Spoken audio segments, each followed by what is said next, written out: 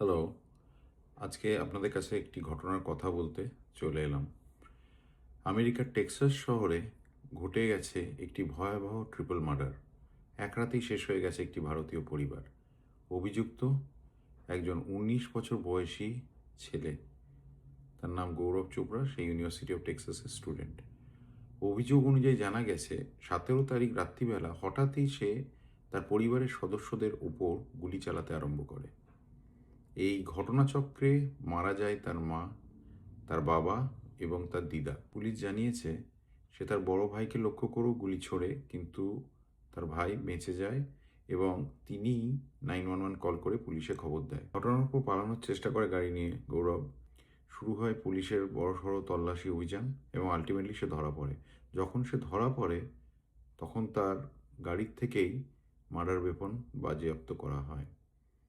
এখনও এই মৃত্যুর পেছনে আসল মোটিভ কিছুই জানা যায়নি।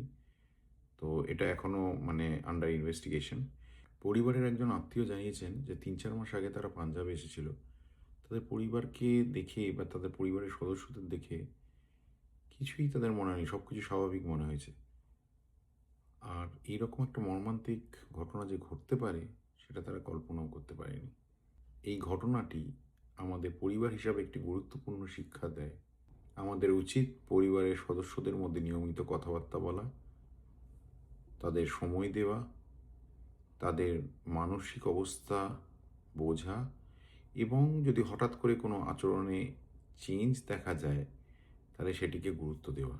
অনেক সময় মানুষ নিজের ভেতরের কষ্ট বা সমস্যার কথা বাইরে বলতে পারে না, তাই পরিবারের মধ্যে বিশ্বাস, যোগাযোগ এবং একে অপরের পাশে থাকা খুবই গুরুত্বপূর্ণ। আপনাদের মতে এইরকম ঘটনা কিভাবে অ্যাভয়েড করতে পারে একটি ফ্যামিলি? নিশ্চয়ই কমেন্টে জানাবেন। নমস্কার।